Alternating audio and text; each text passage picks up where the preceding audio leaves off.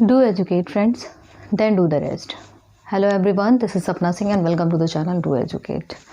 Thermodynamics में हमने first law of thermodynamic complete कर लिया था. आज देखेंगे एक नया टॉपिक जिसका नाम है फ्री एक्सपेंशन. Free expansion.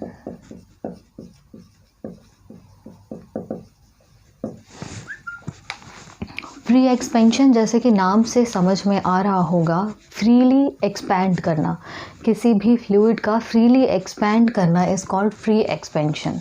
तो फ्री एक्सपेंशन समझने के लिए हम क्या करेंगे, सबसे पहले एक चीज़ देखेंगे कि हमने मान लिया कि एक क्या है, हमारे पास एक कंटेनर है. कंटेनर को हमने क्या किया, एक पाइपलाइन के थ्रू किसी दूसरे कंटेनर से अटैच कर दिया. एक कंटेनर ए है और ये क्या है, बी है. इसको हमने पाइपलाइन से अटैच कर दिया और लेकिन बीच में हमने क्या किया, एक वाल्व लगा दिया. क्या लगाया, वाल्व. कंटेनर ए है, बी है. ये जो क्या है, वो क्या है, थर्मली इंसुलेटेड है. ये जो पोर्शन है वो क्या है, थर्मली इंसुलेटेड है. ठीक, बात समझ में आ रही होगी. क्या किया है यहाँ पे, ये हमने ले लिया, ये वाल्व. हमने क्या किया, हमने दो कंटेनर लिए, दोनों कंटेनर को एक दूसरे से अटैच कर दिया एक वाल्व के थ्रू और क्या किया, इसको थर्मली इंसुलेट कर दिया. इस पूरे सिस्टम को हमने क्या किया है, थर्मली इंसुलेट किया हुआ है. अब क्या करना है हमें, हमने यहाँ पे क्या किया, कोई भी फ्लूइड फिल कर दिया.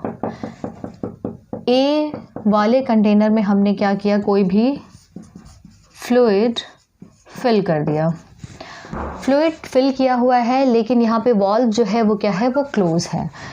क्या होता है, अगर हमने इस वाल्व को जैसे ही हम खोलने की कोशिश करेंगे, जैसे ही हम इस वाल्व को खोलने की कोशिश करेंगे, वो क्या होगा, ये जो मॉलिक्यूल्स हैं इसके बहुत तेज़ी से वो क्या होंगे, बी वाले कंटेनर में चले जाएंगे. बी कंटेनर पहले खाली था, ए कंटेनर पहले भरा हुआ था, बी खाली था. हमने वाल्व को खोला, जो भी मॉलिक्यूल्स थे इसमें, जो भी फ्लूइड भरा था उसके जो मॉलिक्यूल्स होते हैं, फ्लूइड क्या होगा, बहुत तेज़ी से क्या होगा, बी कंटेनर में जाएगा. क्यों, क्योंकि बी पहले से खाली था.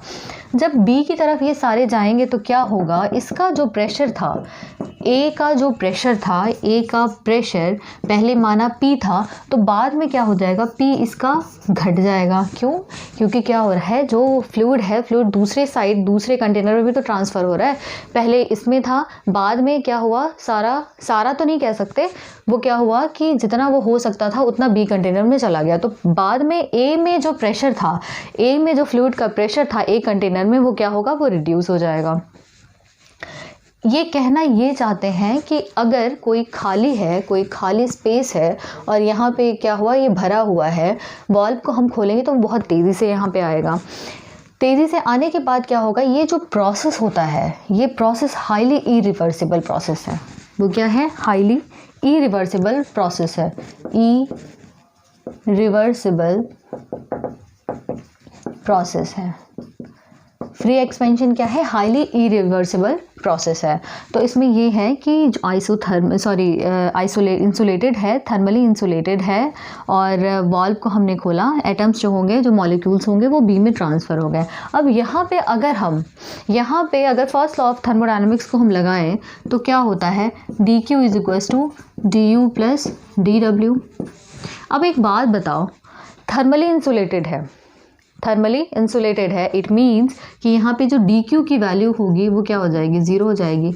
हीट का तो ट्रांसफ़र होगा ही नहीं, क्योंकि इंसुलेटेड है तो हीट का ट्रांसफ़र क्या होगा, ज़ीरो हो जाएगा.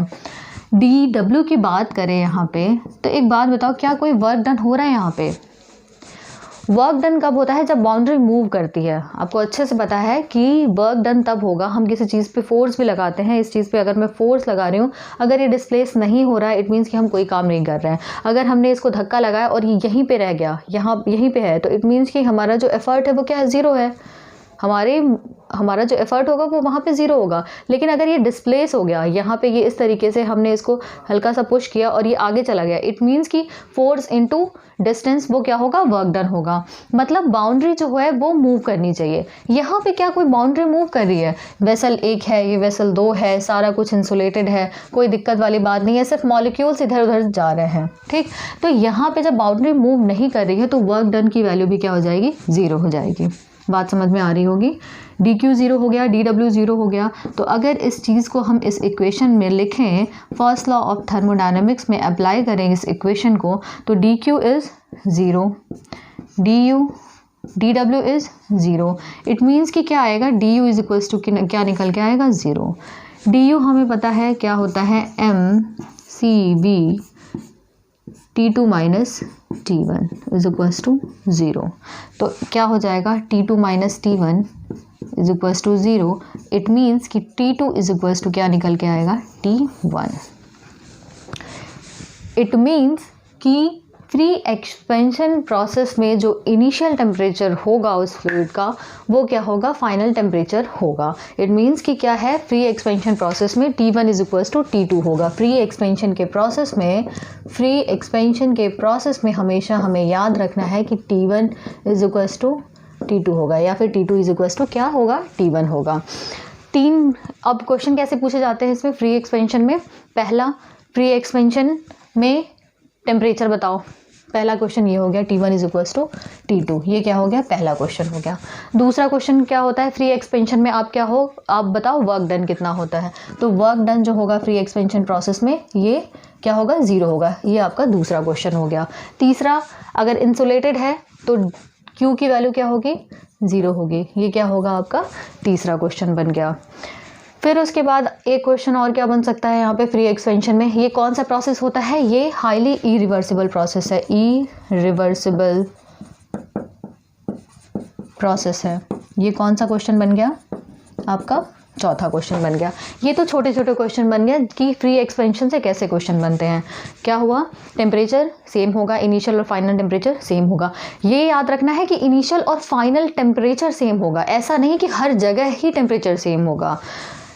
ये मॉलिक्यूल्स यहाँ पे जा रहे हैं तो जो यहाँ पे T1 होगा वो क्या होगा, यहाँ पे T2 होगा। ठीक, T1 और T2 दोनों सेम होंगे, लेकिन इसका मतलब ये नहीं कि हर जगह ही, मतलब प्रोसेस जब से स्टार्ट हुआ है और जब तक एंड नहीं हो रहा है, इसका मतलब ये नहीं है कि वो क्या है, प्रोसेस आइसोथर्मल है। जी नहीं, वो आइसोथर्मल नहीं है, सिर्फ इनिशियल और फाइनल टेम्परेचर यहाँ पे सेम हो रहा है, हर जगह टेम्परेचर इसका सेम नहीं होगा। तो ये अगर पूछ ले कि क्या ये प्रोसेस आइसोथर्मल प्रोसेस है, नहीं, ये आइसोथर्मल प्रोसेस नहीं है, क्योंकि हर जगह टेम्परेचर सेम नहीं होगा। फ्री एक्सपेंशन के केस में सिर्फ इनिशियल और फाइनल टेम्परेचर सेम होते हैं। ठीक, तो ये पहला क्वेश्चन, वर्क डन की क्या वैल्यू होती है, 0। हीट क्या होता है, 0 होता है, इरिवर्सिबल प्रोसेस होता है। ये हो गया फ्री एक्सपेंशन के बारे में।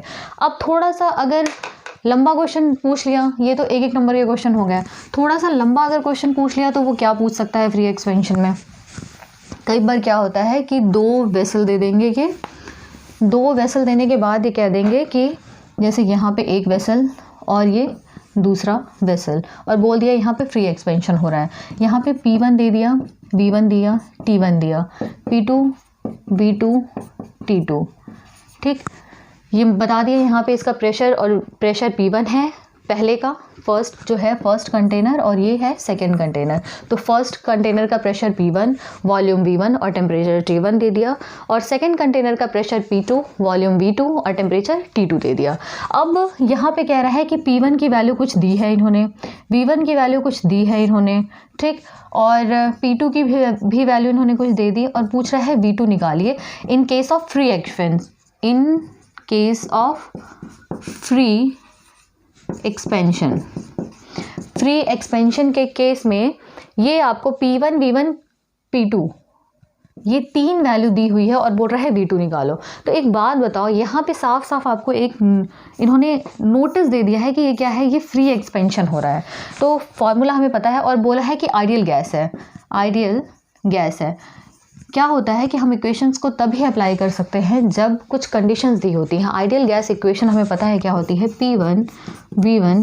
आइडियल गैस इक्वेशन नहीं कह सकते इसको, क्या आप इसको कह सकते हो कि जो आपकी गैसेस होती हैं, परफेक्ट गैस का एग्जांपल ले सकते हो, P1V1/T1 इज इक्वल्स टू क्या हो गया, P2V2/T2। अब फ्री एक्सपेंशन के केस में क्या हो गया कि T1 और T2 तो हो गए बराबर। T1 जब फ्री एक्सपेंशन बोल रहा है तो इट मीन्स कि T1 इज इक्वल्स टू क्या हो गया, T2। तो T1 से T2 क्या हो जाएगा, कैंसिल हो जाएगा। अब अगर V2 की वैल्यू निकालनी हुई तो V2 इज इक्वल्स टू क्या हो सकता है, यहाँ पे P1V1/P2, ये क्या निकल जाएगा, V2 की वैल्यू निकल जाएगी। तो ऐसे क्वेश्चन फ्री एक्सपेंशन से पूछे जाते हैं। हमने देखा कि किस तरीके से इन्होंने पूछा है, 3-4 क्वेश्चन ये हो गए और एक टाइप का क्वेश्चन ये हो गया। तो इसी टाइप के क्वेश्चंस बनते हैं एग्ज़ाम में, एक बार आप देख लेना। I hope free expansion clear हो गया होगा। मिलते हैं नेक्स्ट क्लास में। Thank you.